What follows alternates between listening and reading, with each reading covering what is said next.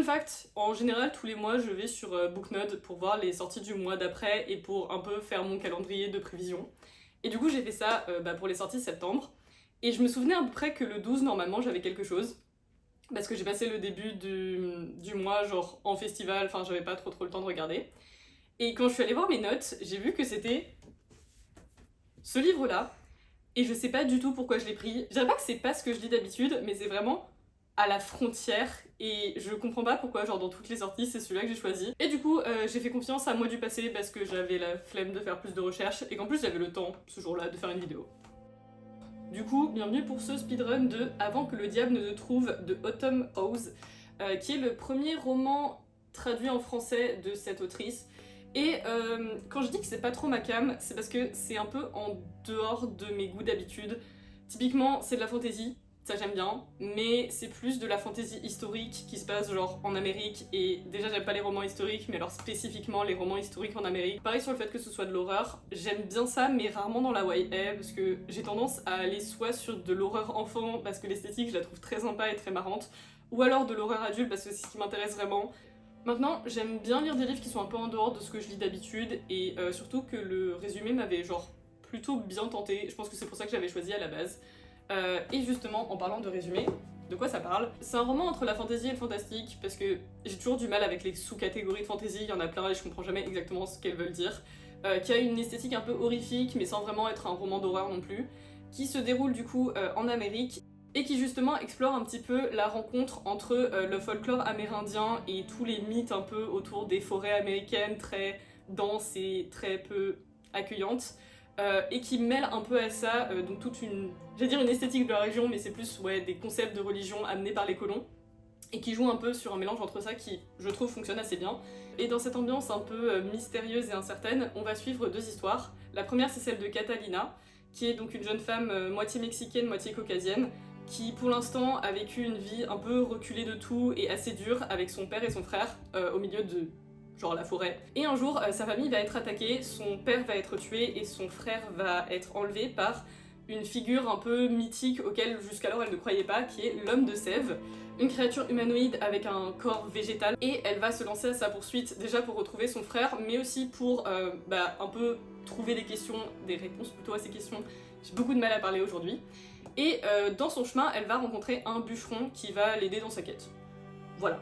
De l'autre côté, on va suivre l'histoire de l'homme de Sèvres et un peu sa backstory de comment est-ce qu'il en est arrivé jusque-là, qui est intéressante. De manière peu étonnante, cette ambiance un peu brumeuse est vraiment genre le point fort de l'histoire, je dirais même le seul point fort de l'histoire, mais ça c'est parce que je suis un rageux.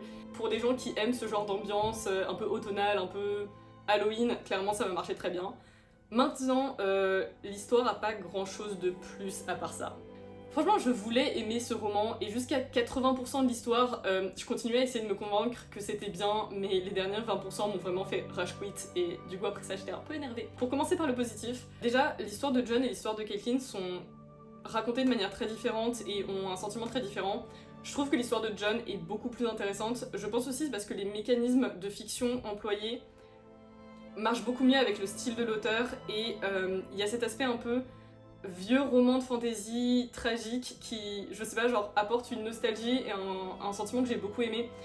Ça rappelle un peu la façon dont sont écrits les romans de Jack London ou Frankenstein, avec beaucoup de distance et un tragique omniprésent que moi j'aime beaucoup parce que c'est des romans que j'apprécie énormément. Par contre, l'histoire de Caitlin, c'est là où tous les problèmes d'écriture se révèlent. En premier lieu, le fait qu'au niveau du rythme et du scénario, il y a un gros problème. Les deux personnages principaux survolent énormément l'histoire, et en fait, il y a ce sentiment ils font jamais rien. Ils sont témoins d'événements, mais tout va trop vite, tout est trop simple. Le roman est très court, c'est genre 240 pages, et ça m'a mis à peu près 4 heures à lire. Et c'est dommage parce que du coup, le roman ne prend pas le temps d'explorer, déjà d'explorer son folklore, d'explorer ses personnages, mais en plus, il a pas le temps de vraiment approfondir les péripéties, de mettre les personnages en danger. On sait que genre dans 2 chapitres c'est fini. Du coup, il n'y a pas le temps de développer les personnages, il n'y a pas le temps de développer la romance qui, je pense, est l'intrigue la moins bien réussie, et aussi la plus frustrante, parce que cette romance elle aurait dû être beaucoup plus importante que ça, mais elle fait vraiment basée sur rien. Et alors, petite pet peeve personnelle, le personnage de Caitlin, je sais pas, a perdu son père il y a genre 24 heures et elle est vraiment déjà en mode oh elle est si beau. Et ça c'est un truc qui m'insupporte, c'est quand le personnage n'est pas cohérent. Au-delà des personnages, il y a aussi tous les entre guillemets ennemis / péripéties qu'ils rencontrent qui en fait sont vraiment survolés alors que c'est des éléments qui pourraient être genre beaucoup plus approfondis. Au-delà de ça, tout l'aspect folklorique est pas bien détaillé. Ça se voit qu'en fait il y a une belle façade mais qu'il n'y a pas vraiment de lore derrière. Et c'est difficile de me faire dire ça parce que je suis pas du tout fan de lore à la base. C'est-à-dire que pour moi, avoir genre toute la backstory de tout ce qui se passe, ça m'intéresse pas. Je veux juste que l'histoire avance. Mais même pour moi, il n'y avait pas assez de détails. J'ai l'impression un peu que l'autrice est très bonne pour mettre des setups, mais qu'elle sait pas trop comment les gérer derrière, et du coup que ça se casse un peu la gueule, que ce soit sur les péripéties, sur les intrigues, sur la romance, sur les personnages.